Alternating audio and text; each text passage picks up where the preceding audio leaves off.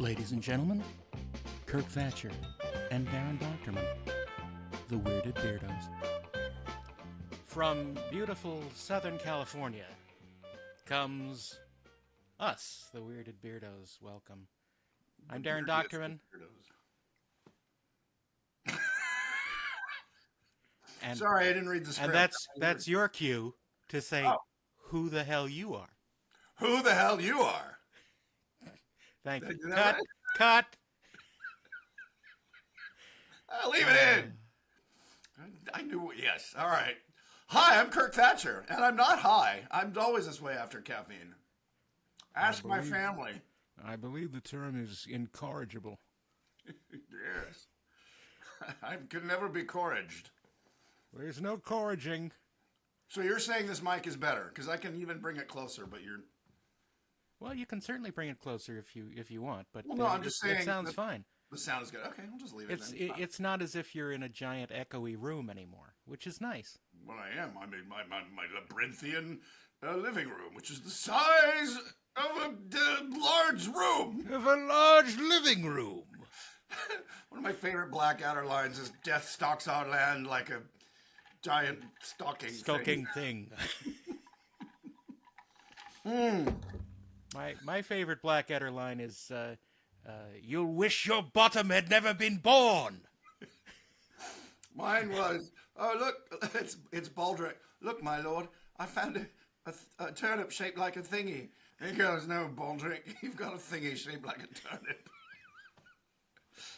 That show holds up. I mean, also because, it's a period piece, which none of us ever lived in. It's 4 period pieces. Right, but I mean, yes, but they're all way before any of us were born, obviously. Well, thank goodness. But yeah, except for vampires. This guy need fangs. This is kind of a vampire-y velvet coat. I'm in my Zaddy outfit today. Darren, Zaddy is the word for the day. What's the secret word of the day? Yes, I use the word at work, and where I work. And there are young'uns listening? Yeah, so the average age is about 28.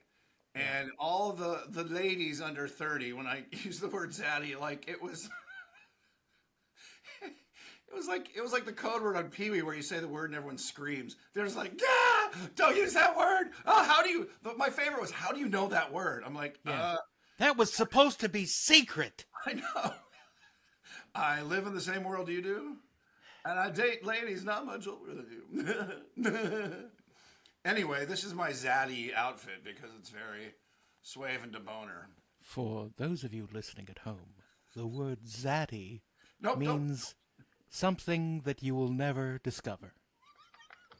But just look at Kirk right now, and you will see. Daddy was swagger, yo. No, that would be a swatty. That'd be a sweaty. I'm a sweaty zaddy. Well, especially in this robe. The sweaty zaddies. I've always wanted to have a smoking jacket, and it's beautiful. On Amazon. It's velvet, it's crushed, burgundy velvet, and it's very reasonably priced. If they pay me, I'll do advertisements for them. I figured the only way we're going to make any money off this is side hustles. We got to promote things. Like I could promote hair care products, hair growth products, clothing, hat companies, but I'm not doing it for free. Oh, no. I think you and I are blessed with pretty good hair. Thanks, buddy. Yeah. So I was getting it's still there, thinning crown, as they say. Thinning crown, yes. Unbefitting king.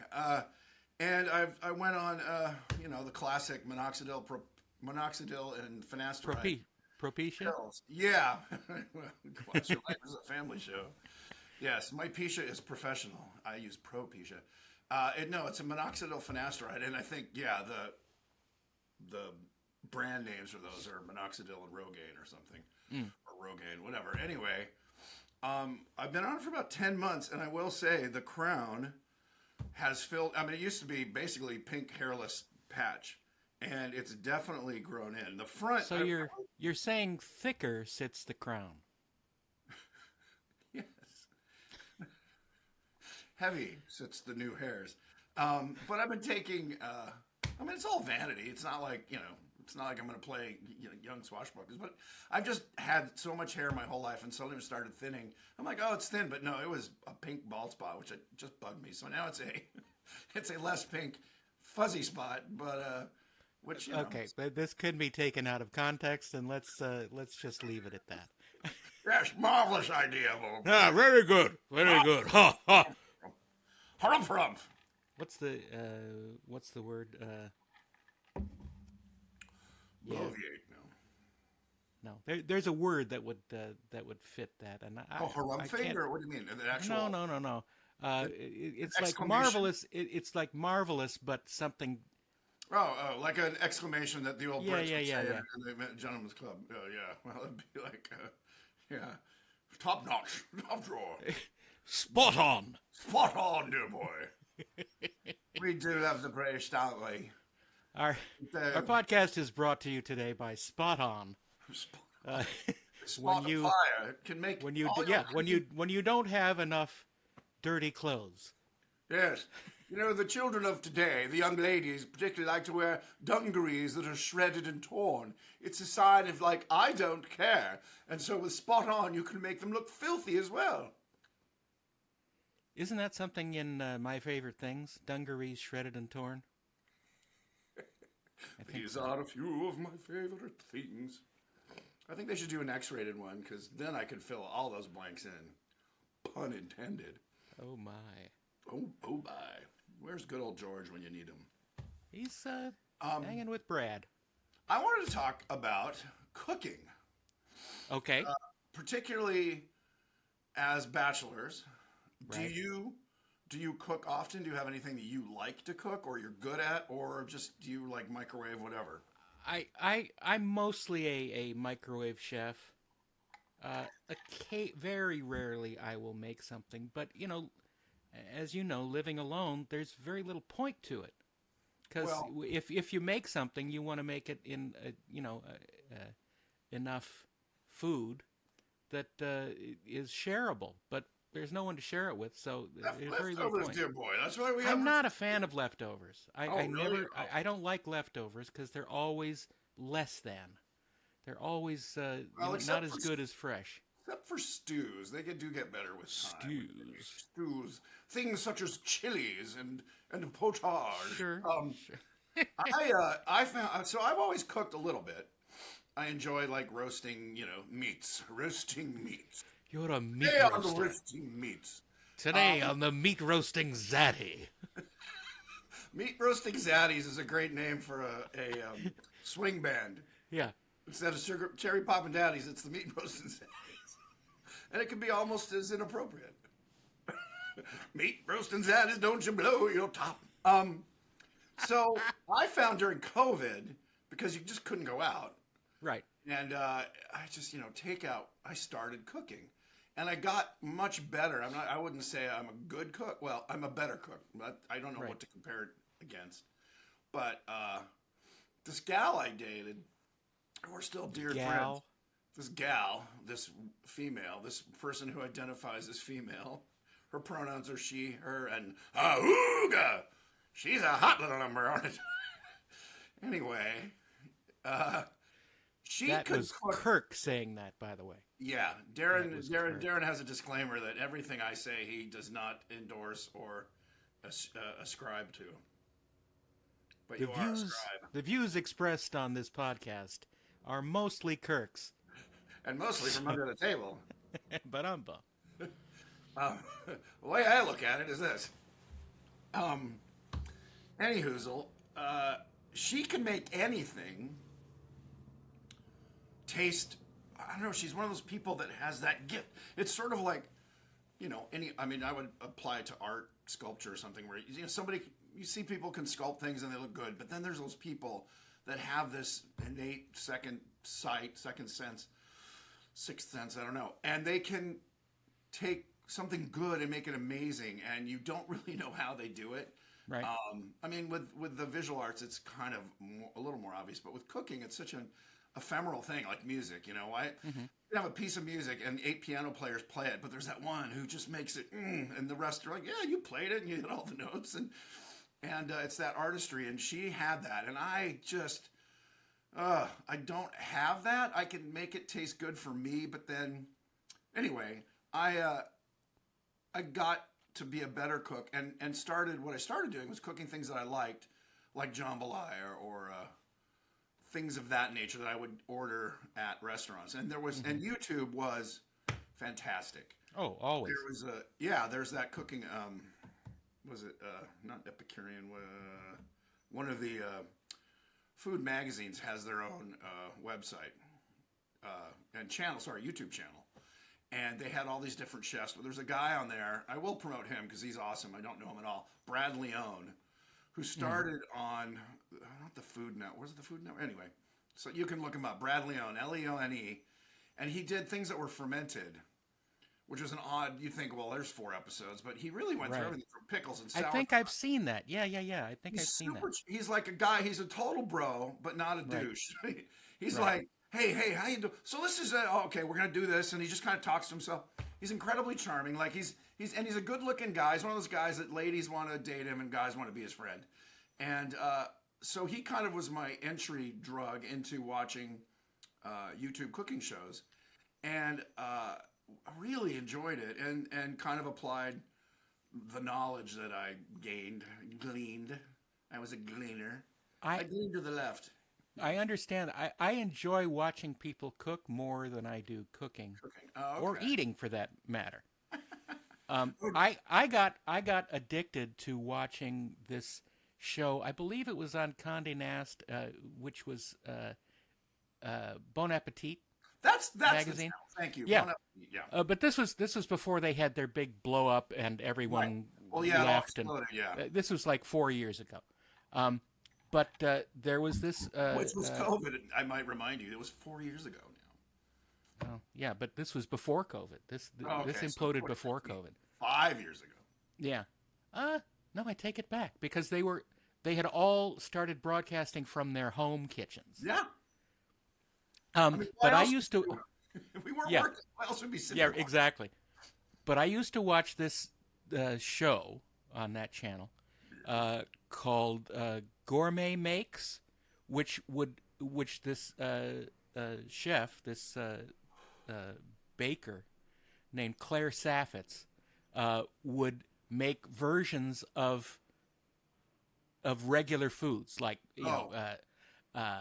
Pringles and combos and stuff. She was amazing. Twinkies. Yes. Things you consider junk food. Yes, that was amazing. I loved her. I wanted her to be the next ex-Mrs. Doctorman. But my future ex-wife. But she was great, and she left the channel and went on to have. And so did Brad. I guess there was some. Yeah. I don't know what happened. I didn't really care. There was a kerfuffle about representation and them not focusing on some of the quote minority members of the staff and people being treated unfairly, and that's probably true. Well, I mean, it was a corporate enterprise. Of course, and it's in New York, so Well, not that. Look, I mean, anytime you get a group of people more than about 20 together, there's going to be beef. Just because people. Well, they had beef often. Not that it wasn't unwarranted. On the show. I'm not saying that it was a tempest in a teapot. They cook beef all the time. See what he did there. Actually, that's a term I thought was very antiquated and came back, especially with that show, Beef. Right. You got beef with me? I'm like, what a weird. What? What's the etymology of that? How did that become meaning an argument? I've never taken the time to find out, but what's your I beef? am curious about it. Yeah, what's your beef? But are you epicurious about it? Oh. See? Yeah. See, the witty wordplay you're guaranteed every week on Weirded Beardos. That could be our commercial. Hey, you said it correctly. I finally. That's you know awesome. what I had to do? I had to go weird. Just start with weird and you can't fuck it up. I mean, screw it. I'd make a mistake. Sorry, Mom. Anyway, not listening. Cooking. Neither is mine. Cooking with Zaddy. I'll just wear this and do really simple stuff. Like what you do is you melt the butter in the pan. It's called Zaddy Knows Best. Oh, there you go. See, here's the show. See, this is a springboard. I will say, this is one thing I love about hanging out with my creative friends, and most of my friends are in the arts, so it's not particularly unusual. But we always end up what I call riffing or plussing, where you throw an idea and you kind of ping pong back and forth, and it's not a competition; it's a game, literally. And that's kind of, people are like, what's a comedy writer's room? That's what it's like. Someone comes in with a script, and they've written in jokes, and then you try and just keep plussing it, and that's why it's a great joy, and it's also a lot of work, and you got to have a thick skin because very often you come back battered and bruised in most of your jokes, if not your because most of your ideas are crappy. Well, yeah. Personally, I don't work that hard. Well, what's weird is you don't want to be the hack that goes like, whatever, I'll just throw down whatever because I know we're gonna beat it up in the room. Mm-hmm. It still happens. If you're like, I'm gonna make this so good that they can't, no, they still. Nope. I mean, it's a number. It's a numbers game. Like, instead of 80% of your jokes being killed, it's only 50% of your jokes. Right. But it's all appreciated. I mean, everyone. What's great is this: people go, that's good, but what if, or blah blah blah, and they just right. Anyway, back to cooking. Right. Because of that, because of COVID, I also realized that you have much more control over your diet, obviously, when you're cooking for yourself. And I don't mind cooking. I can't cook for less than 4 people, even though it's just me. So I just turn to leftovers, which you've said you don't enjoy. But especially working, it's so much easier to just like that. And then I become the microwave maven where I hope that's one of your birds and not one of your cats. No, that's my girlfriend I keep in the basement. No, that's my bird, Max. We'll do an episode where I have him next to me, which is weird. When you're next to him talking, when he hears me talking, he gets angry that he's not part of the show. Well, so as do I. It'll be fantastic. You can see a bird bite me in multiple places. And not in the fun You mean way. besides your living room? This is the old joke. The officer there was a fight, and the officer was hurt in the fracas. And this is one of those courtroom, stenographers like true to the says. And exactly where is the fracas, doctor? My favorite courtroom recording or stenographer's court report. What do they call it? Stenographer? The person who takes down court reporter was there was a kid at like the age of 8 who was being deposed on the stand, and so the lawyer was being very conciliatory and said, you understand, young man, that all your answers must be oral. And little boy goes, oral, and he goes, that is correct. All right, now how old are you? Oral. Oral. I just thought that was genius because he was obviously nervous, but that's true life comedy right there. Oral. I got a message from my ex this morning. Because we talk occasionally. We're still I'm friends with all my exes. I'm friends with all your exes. Yeah, I meant to talk to you about that. Anyway, but she started with a joke. She said, "What are stormtroopers' favorite places to shop?" And I said, "I don't know. I give up." I don't know. She said, "The place right next to the Target." I was just going to say it had to have something to do with Target. Nice. Yeah. Okay. So. Speaking of that, I just watched 2 John Wicks, 3 and 4, back to back. Because I very much liked 1 and 2. I haven't seen any of them. Into video games where the villains are worse than stormtroopers. First of all, it seems to be rule number 1 in John Wick: if you're more than 3 feet away, don't shoot at him, because then you can't knock the gun out of your hand. So that movie would have been over in 5 minutes if someone just stood at the end of the hallway with a gun and shot him multiple times as they're walking towards him. Nobody does that. They run up to him and then go, he knocks it out of their hand. Here, you want to try and take this gun from me? The other thing was, I don't know if this was in 1 or 2, but definitely in 3 and 4, they invented bulletproof sport coats or jackets. So now he just walks with his sport coat up like Batman, and multiple bullets bounce off, which is the only way you could. But and I love the concept, and it's a perfect vehicle for Keanu Reeves, who I do enjoy. He says, no. I think Bill and Ted is the perfect vehicle for It is, Keanu but Reeves. as he got older, he couldn't really do that. So what's funny is instead of whoa, the script must have 78 lines of him just going, yeah, yeah, Yeah. yeah, which is kind of funny. It's like, great, don't tax his verbal skills. Just give him yeah. And Ian McShane is it, who I always love. Oh, John, he's got that deep, baritone gravelly voice. All right, John. But yeah, it gets boring. It literally is like a video game where you put on God mode, you just can't get killed.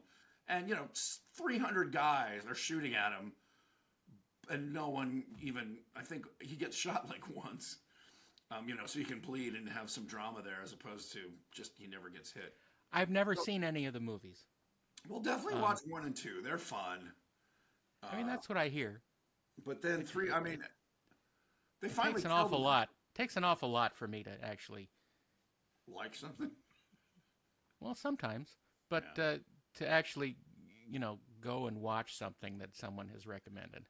The thing is, what they didn't do. Speaking of beef, which if you saw, did you see that TV series? I haven't seen that either. Oh, I can't recommend that. I've had enough with watching The Bear. Oh yeah, I just started watching that.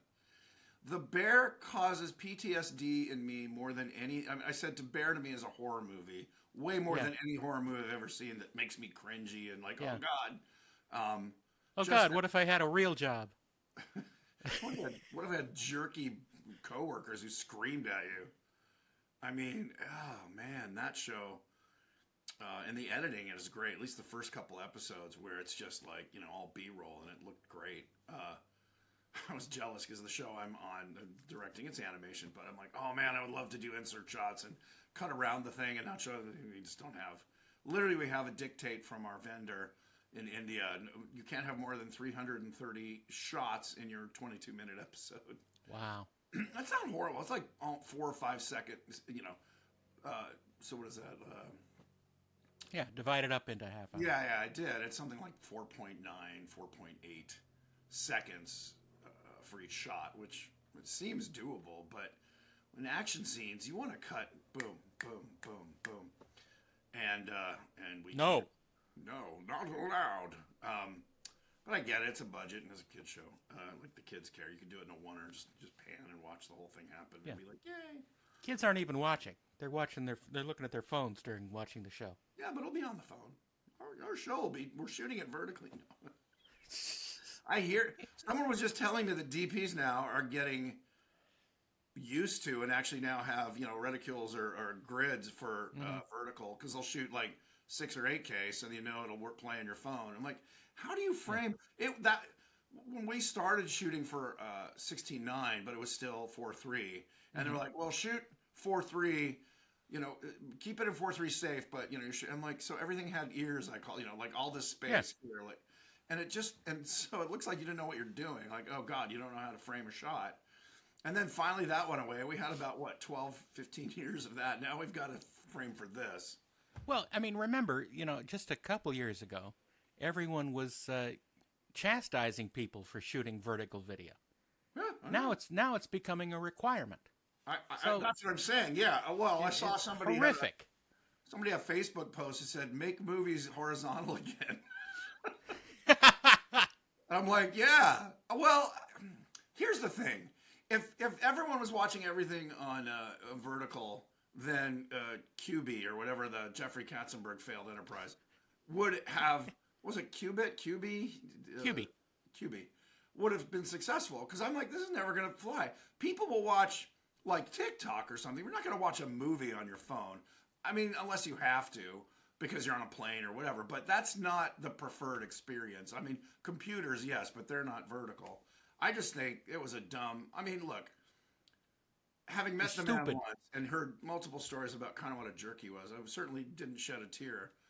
But I also thought it was a dumb idea. Like, that's not going to fly. Although, so many companies now are, I would say they're gearing the content. The reason QB failed isn't because it was vertical. No, because and I don't think it was. TikTok is huge. It wasn't. No, it wasn't vertical. It was just phone size. I'm not even dealing with the vertical thing. Oh, just phone saying size. People are going to watch series and movies on their phones. Right. They will if they have to, but I still don't think it's the preferred method. Well, soon they're going to have to. No. Yes. No, I refuse. I'm going to be the old guy in the corner going, hey, I remember Cinerama.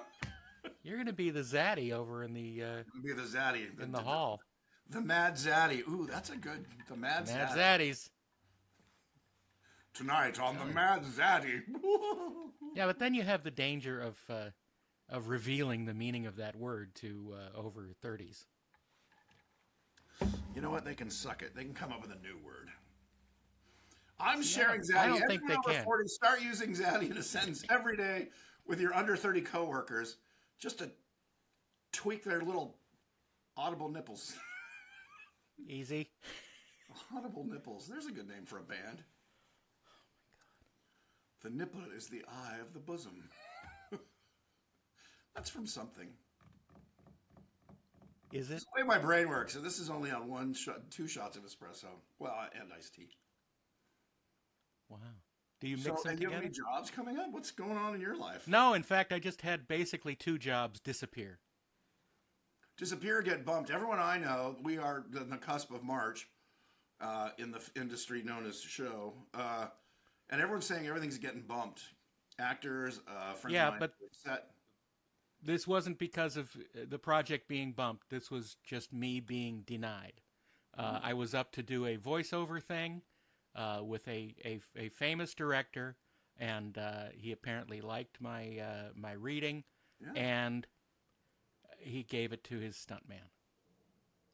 Well, that's I mean, It's okay. I would have had to join SAG, and I just don't have an extra $3,000 lying around. is that what it is now? Someone was asking me. I've 3 or 4 friends. We talked about this, and they're all talented and they work in non-union stuff. And they said, "Hey, you know, you're in the biz, and I have a production company, to an S corp.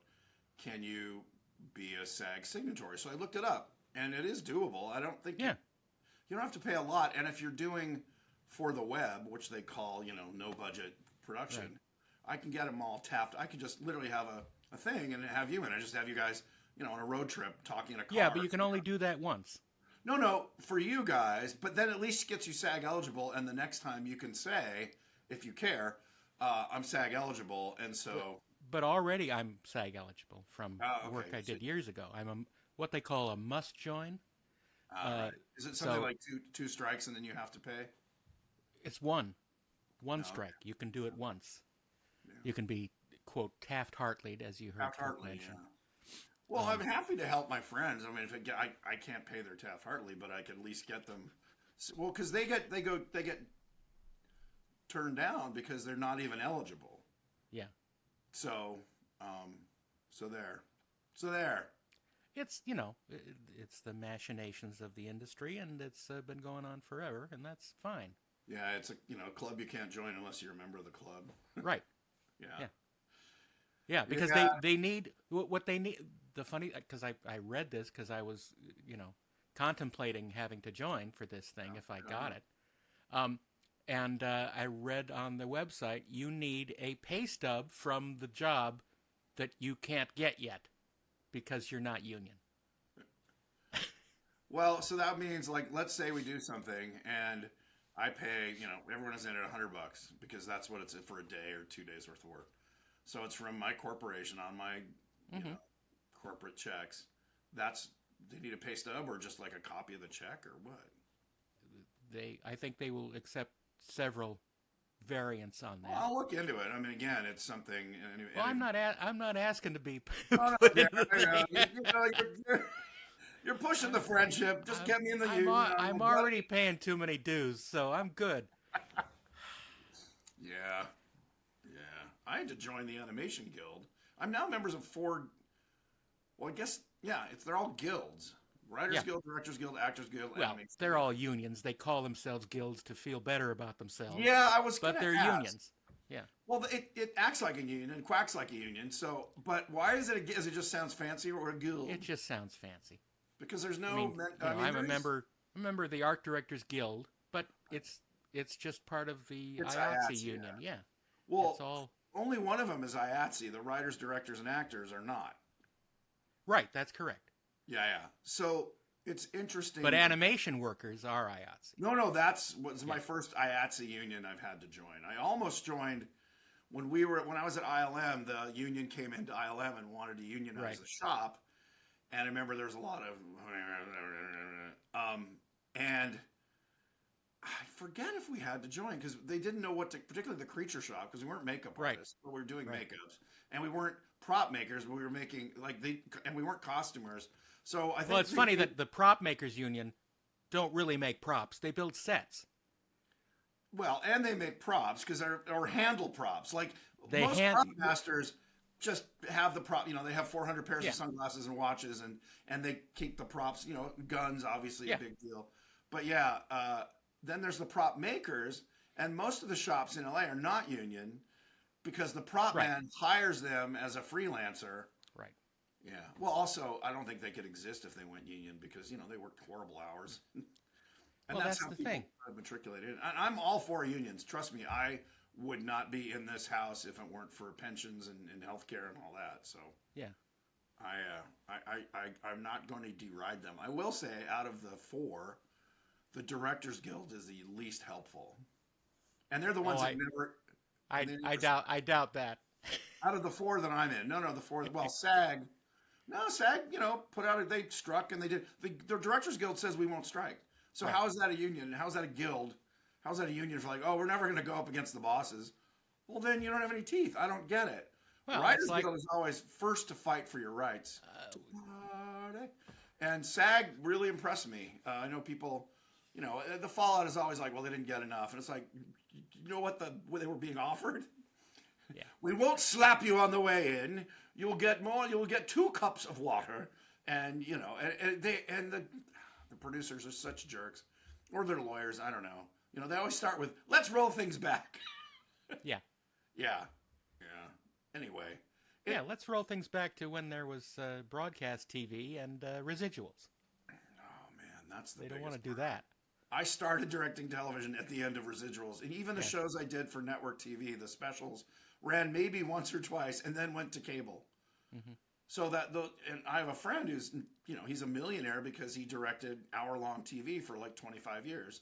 And back in the 90s or up until about 2010, no, not about 2015. But he would direct, let's say 5-6 episodes. So that's, I think it was 50, 60 grand each. And then you would get that same check for the first rerun. Right. So right there, you're making mid to high 6 figures. And you're only working half the time.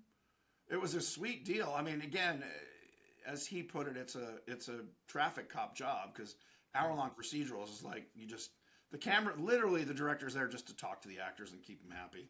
Right, keep them company while they're because the producers make all the creative decisions, so you get to decide what lens to use if your DP agrees with you. I mean, it's sort of like commercial directing. It's the easiest money in the world because everyone tells you what to do, how to do it, where to do it. Who's going to do it? You just sit there and you. What's funny in commercials, as a director at least, they say, "Well, what's your take? Here's the storyboards, beautifully articulated, illustrated with the actual actor's face they wanted, and it's all drawn out. And here's the copy, and it's 30 seconds, or there's no 60-second spots really anymore. So it's 30 seconds, and of course they give you storyboards for a minute and a half's worth of material, right? And then they go, "But what's your take?" So when I first started with it, I had the producers I was working with say, "You've got to just blow smoke like you're Puff the Magic Dragon." So it's I'm going to use a red. I'm going to use the new Zeiss lenses that keep waving your arms. Yes, and it's going to look beautiful. We're gonna oversaturate the colors and the sound, and you just kind of explain exactly what you're going to do, but make it sound like you're the second coming. Kubrick would. You have to provide the sizzle. You are the sizzle. Yes, it's so weird, and it so goes against my grain of which most people are shocked that I don't like spouting bullshit, except when it's for comedy's sake. Except on podcasts. Except for this podcast. But it's so weirdly antithetical to my brain. Which I go to those meetings we're going to use reds, we're going to shoot at 6K, you can pan scan a little bit, and we'll make the puppets look good. It'll be funny. And what do you want from me? And what they want is this. Oh, okay. Yeah. But you're going to make it funny, right? Yeah, it's the Muppets and it's a funny commercial. Okay, but is it going to look good? No, I'm going to, my inner snark comes out and I go, "Oh, you want it to look good? Shoot." Oh. I guess we're gonna have to use Yeah. lights then. No. It is an odd world, and the guys who are really good at it, who get $30,000 a day. First of all, they've done it long enough where they have a track. Oh, they've done Super Bowl. That's Right. the golden ring, is do a Super Bowl commercial. I got this close once on a Muppet spot because I was kind of the reigning Muppet director because I know Yeah. where all. And they got one The of short form Muppet director. No, I've done 4 movies. You got, I'm just pulling your leg. ow! Yeah. Well, yeah, I'm pushing that button. 30 commercials with him, but the guy who got it got like 30 grand a day. It was a 13-day shoot. So he got 30 grand a day. Do the math. So almost 400,000, and then That's $500,000. Yeah, close to that, and then prep days. So yeah, he basically got $500,000. Nice. It was probably 3 or 4 months of work, but only 13 days of shooting. But it was spread out because it was location stuff, so they paid for travel. I was like, damn. Yeah. Well, anyway, I'm sure he got paid slightly more than the budget for the 6-foot platforms. It's not 6 foot. It's the 40 inches. Well, you're in your That plus metric land. Secrets of the Muppets will be revealed. Tonight on an all-new Weirded Beardos, That's right. the long-lying secrets of the Muppets are revealed. We'll get T-shirts for men that have to be considered at least mildly overweight and have a beard, and you can be a weirded beardo. See, I almost screwed up. See, almost. You can be a weirded beardo and You're say, ruining our branding. branded, dun dun. Marked with a coward shame. What do you do when you're branded? Well, you act really lame. That's us. There we go. Look at that. We made. There's that another up. thing for the under 30 group. Fuck it, Weird Al Yankovic. Don't actually. Weird Al's a charming, lovely man, and I wish him only the best. I'm sure he's he's very doing all nice. right. I'm sure he's very nice. I started watching. Yeah, every time I've met him, he has been nothing but like remarkably humble and kind, and like, oh, not like that other guy who does parody songs, Spike Jones. Well, unfortunately, okay, Spike Jones is dead. Wow. That's probably why he was rude to you. Spoiler alert. Ladies and gentlemen, this just in. Spike Jones is dead. Not the director. This is not the director, Spike Jones. No. It's the musician, Spike Jones. For you Zaddy lovers, there was the original Weird Al was a guy named Spike Jones who would do amazingly funny. He'd do parodies of songs and just original songs. But look him up on the YouTube. He's look funny. him up. But the Führer's Face was one of his biggest numbers. Yeah, for the Disney did the cartoon too. Yeah, and he did a wonderful version of T for Two, which was T for Two, and the one that my dad had, like a 45 or my parents had. I think it was my dad's. It was a Spike Jones. Oh, what was it? It wasn't the Führer's Face. It was was it Mild Flame? I don't know. It was a riff on a, but on a popular song of the time. Noodles Weaver going, it was. I loved it. I was like 8 when I was like, "What's this?" And I'm like, "Who's this guy?" And he had a Halloween album that I still have, a vinyl. Really? Yes, and it's a lot of it's Paul Frees, right? Doing Dracula and Sidney Green. He does kind of a Sidney Greenstreet kind of voice, like he did in Mad Monster Party. Right. For like a Peter Lorre and he does a Peter Lorre. He does. I think it's definitely Paul Frees and a couple other guys, and they just do a bunch of monster themed. It came out in the 50s. The song I remember is called Monster Movie Ball. And it's like a rock and roll thing. And it's like, last Wednesday night, I got a telephone call. They're having a monster movie ball. The thing was there from outer space. And he hopped and he bopped all over the place. Oh, God. I saw him all doing the stroll at the monster movie ball. And it's just super fun and cheesy. And it's great stuff. Well, that's lovely. And a fun lurid album cover with kind of a like a crappy Timu version of Jack Davis paintings of Right. Hollywood monsters with a caricature of Spike Jones in the middle. It was great. So I discovered him, and then yeah, he was the only guy, and until Weird Al showed up. I think I can't think of anyone else. Well, I mean, there was always Tom Lehrer. Yeah. Oh, that's true. But he wasn't. He was more original. He didn't do parodies very much. Occasionally, but yeah, once in a while. His were mostly original. Yeah, that's what I mean. He was original. Where Al made his bones just doing parodies. Yeah. And well, of course, there was also who? There's one-offs. Like Sherman, who did Hello Mutta, Hello But Fada. again, like he did a couple. Yeah. Yeah. That's what I mean. But Weird Al was the first one to actually, bring superior musicianship to parody songs because they sounded exactly like the originals. Right. Except for his voice. Speaking of that, not you, Max. Muppet Bohemian Rhapsody, which yes, I directed and someone told me has like over 200 million views, which is amazing. I should put That's that awesome. Should be front and center on my IMDb. Maybe I'd get me work. We got Queen.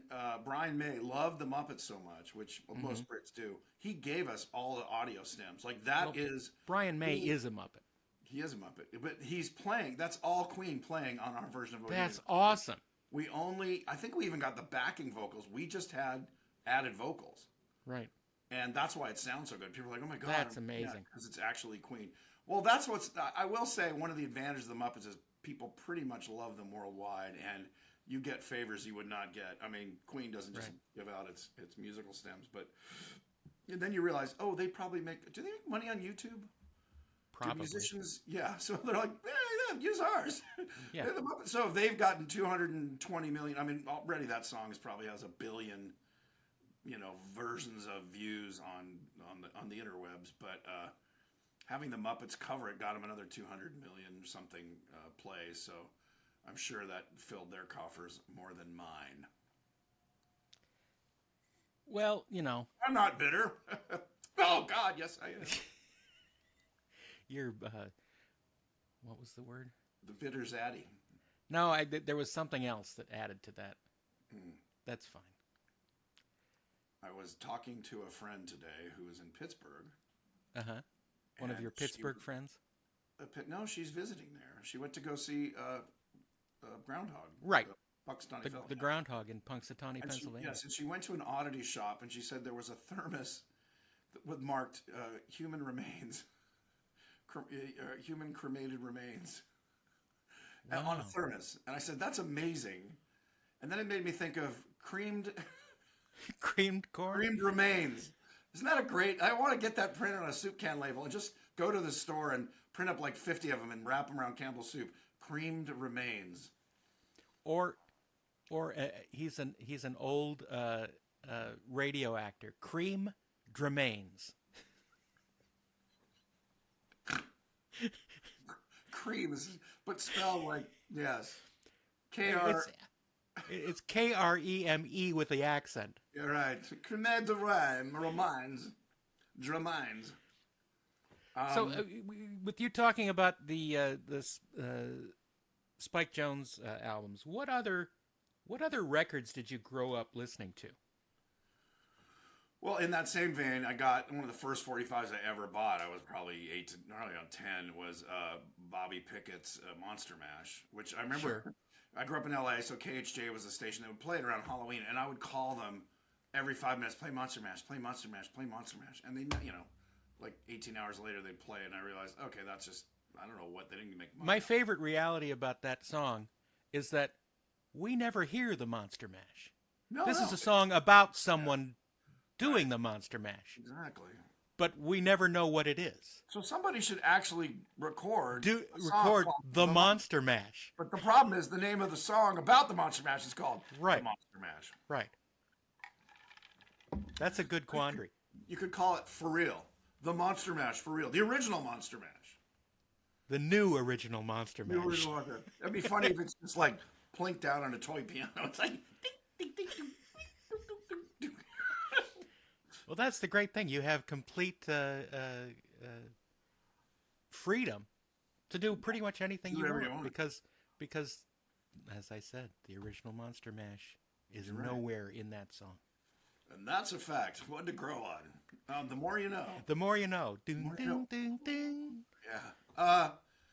So, I mean, before rock and roll, even what I remember discovering, my dad was a classical piano player. That's what he enjoyed playing. He'd play anything, but so they had some classical piano albums, and my mom liked show tunes, so she had like Oklahoma, and then so I loved that. That was kind of my introduction to musical theater, was just the albums. She had Scheherazade, or they had Scheherazade, the Rimsky-Korsakov, tone poem. Yep. Yes. And so I kind of fell in love with the Russian, and they also had Tchaikovsky's Nutcracker Suite. Mm-hmm. So I fell in love with classical music because I would listen to it, and this is how I knew, much older, but when I think back, I had visual brain. Right. I would hear it, and I would see movies. See pictures. Yep. And so to me, like Fantasia was like, well, yeah. I mean, that's obvious. Like, I mean, it's maybe not what I saw when I first heard it, but to me, that like I was surprised there wasn't a Fantasia every 3 years because like that was classical music for me.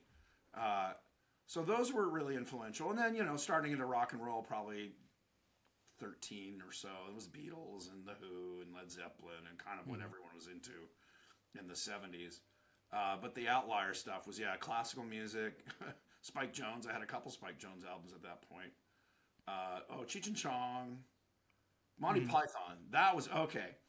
There was a Monty Python album that had 3 sides. Yes. And that, I did not know this. Was it Matching Tie and Handkerchief? I think that was the album. And both sides said side B, I think, or side A. So I remember listening to it and listening to the other side and telling my parents, oh my God, because they were fans of Python. And I said, you have to hear this track. I don't remember what it was, but I brought them in. I put the needle down, and stuff I'd never heard. Right. I was like, what? So I flipped it over, started again. I'm like, okay, no, it's not this side. It's the other side. Played again. It's this completely. And I'm like, and they're like, that's okay, sweetie. I'm like, no. No, it really happened. The third. And, you know, there's no internet. So I think I talked to my cousin, who was about 8 years older and was a huge fan of Monty Python. And I think he told me, no, there's 2 grooves. I'm like, what? I'm like, it's crazy. It's really magical, and it's wonderfully Python. Yes.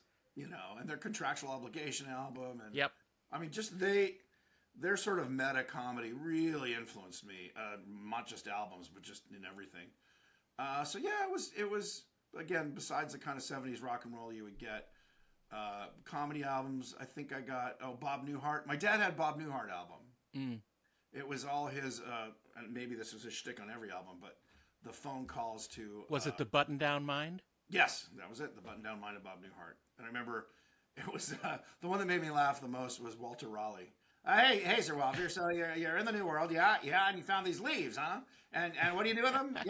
You dry them out and you roll them up and you stick them up your nose and you lock them up. And then it turns out that's exactly how the Indians did smoke tobacco. And I was like, I don't know, that was hilarious. I don't know. What about you?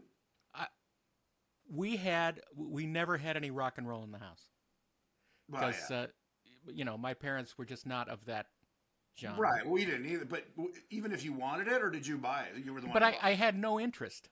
Okay. I had absolutely no interest. I was very against the grain with my school compatriots. Right. But what we did have were these amazing comedy albums from Mike Nichols and Elaine May.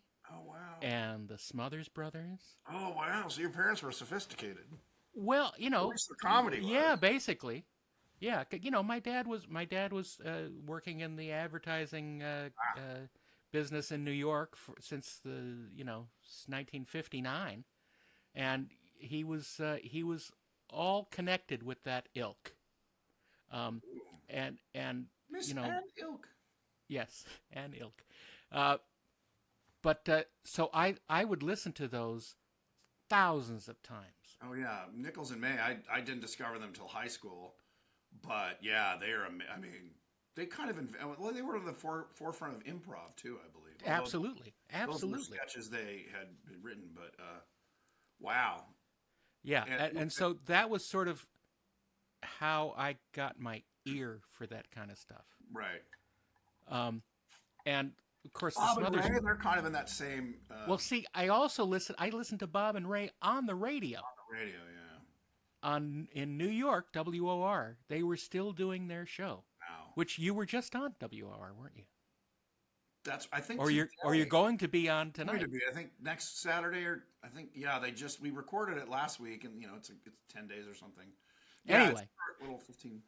Yeah, so I listen to WR all the time. But so there was Bob and Ray on from I think like 3:30 to 7 at night. Huh, like the drive then, time. Yeah. Yeah. And it was crazy. I don't know if they were live or if these were recordings, but they sure sounded like they were still doing it. Of course, it's Bob Elliott and Ray Goulding. Bob Elliott is Chris Elliott's father, and the other two Elliott girls who were on Saturday Night Live. Wait. Missy Elliott. Missy Elliott. Missy Elliott's a rapper. No. Then it's someone else. Look, my brain is fried. I didn't know that. I didn't know he had daughters that were on SNL. Yeah. At least one. I may be wrong, and I'm sure people will tell me. Write angry notes in the comments. But yeah. Anyway, so that's a legacy of comedy. But Bob and Ray were amazing, and they had sort of their standard skits that they would do.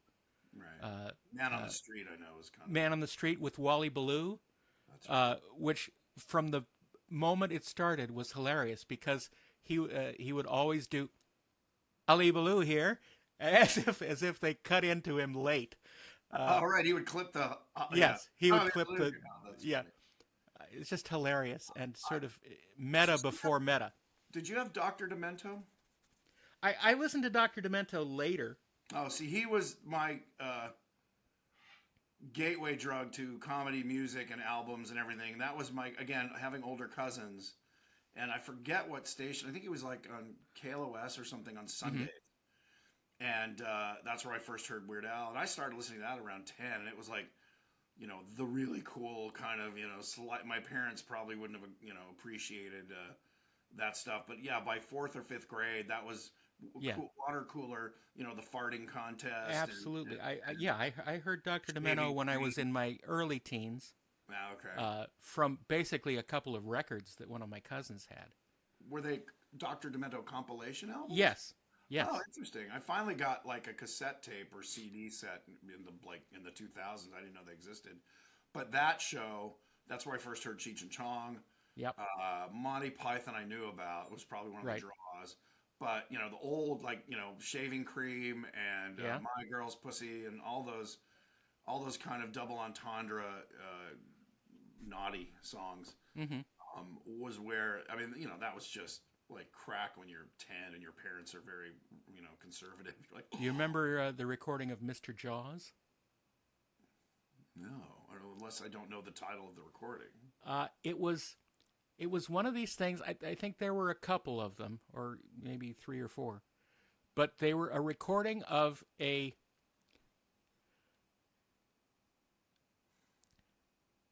little blurbs from popular songs of the time being cut into this narrative.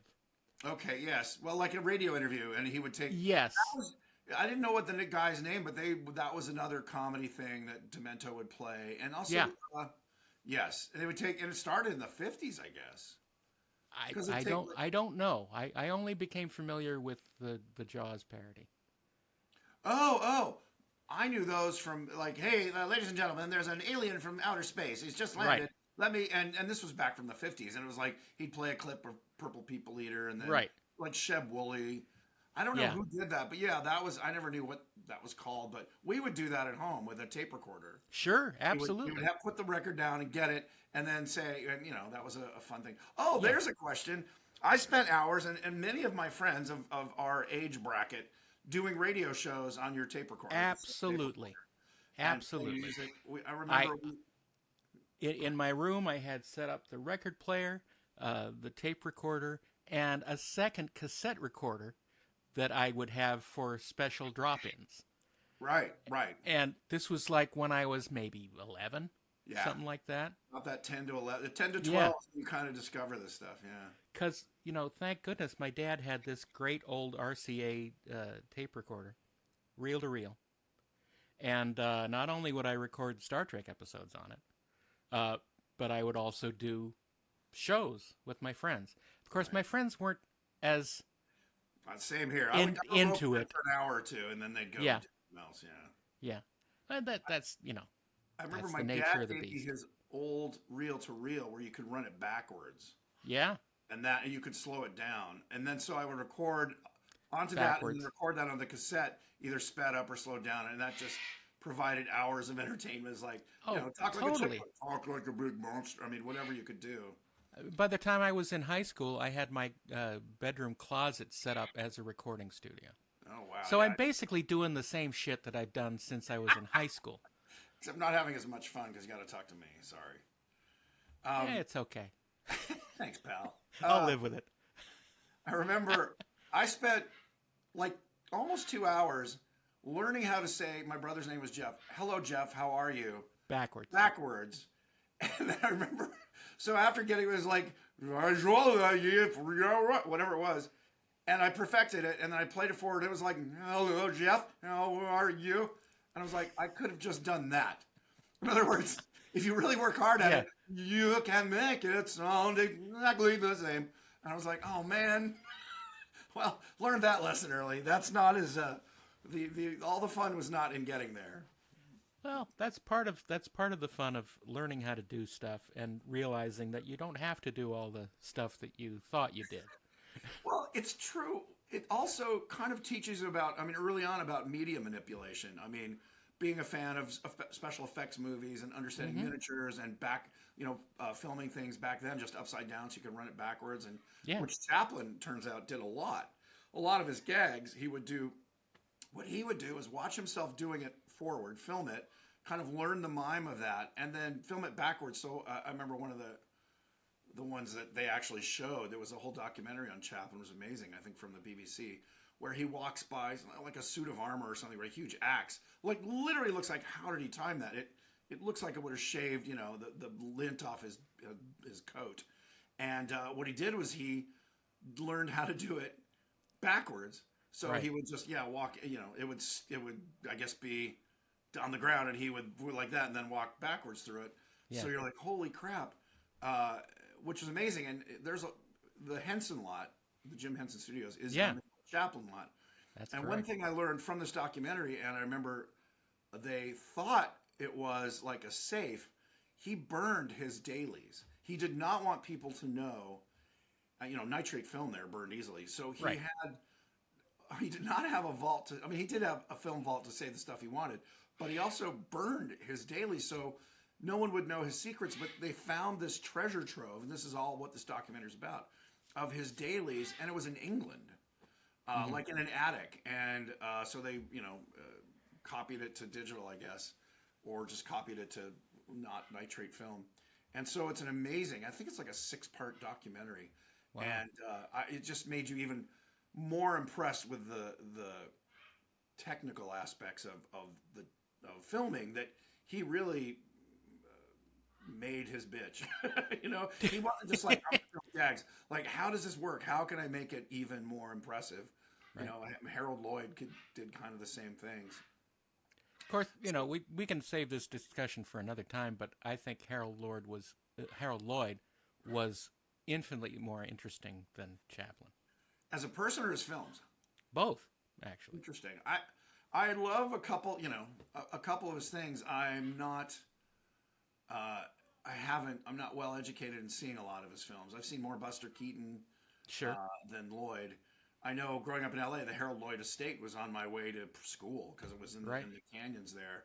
And I remember my dad or my mom saying, "Oh, that's Harold Lloyd's estate." I'm like, "Who's that guy?" Who's that? And then I watched a couple of his movies. He was more of an everyman than Keaton or Chaplin. Like they were quirky, and he literally looked like the guy next door. He was just, Right. here's Bob out to mow his lawn. And I think maybe that's why I wasn't so intrigued by him. So I Except don't for have his missing finger, which he covered with a special glove. Really? Yeah. I cover my Next missing time on the Weirded Beardos. Dun, dun, dun. Which brings us to the end of this episode. Oh my gosh, the time simply flies. It just flies. Time Zaddies can talk, that's for sure. And so can their Zaddy's birds. Cooking and Harold Lloyd. Well, we've been able to hear in the background the weirded birdo. The nice, well played, sir. Thank you. That's the musical machinations of Max, the That's macaw. Right. Ooh, there's a lot of alliteration there. Max Macaw, Private Eye. Private Bird. All right, buddy. We urge you to join us again next time. Let's do some urging, please. Is that what's? Oh please, oh please. See, that's begging. What's urging? You should do. No, you really should. No, really should. Come on. You You should. can do that. It would be you can do this. I know you can do it. Would be to listen to us every time that it launches, debuts. Listen to your zaddies.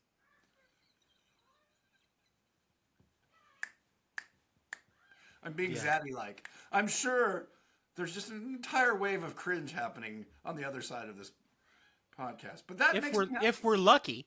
Well, that's true. The other alternative is that no one under 30 is listening. Which I think is far more likely. I think put Zaddy in the it's going in. Yeah. It's going in. Like, oh, Zaddy's now. You piqued my interest. Piqued my interest. My interest is now piqued. Yes, and how old were you when you realized it was spelled I-Q-U-E-D, not E-A-K-E-D? Probably 9. Well, you were a voracious reader, as was I. Yeah. Okay, we could keep talking, so we should cut it short. Let's cut it short, and we'll be back soon. Same YouTube channel, same YouTube channel. Thanks, everybody. See you next time. Thanks. Aloha.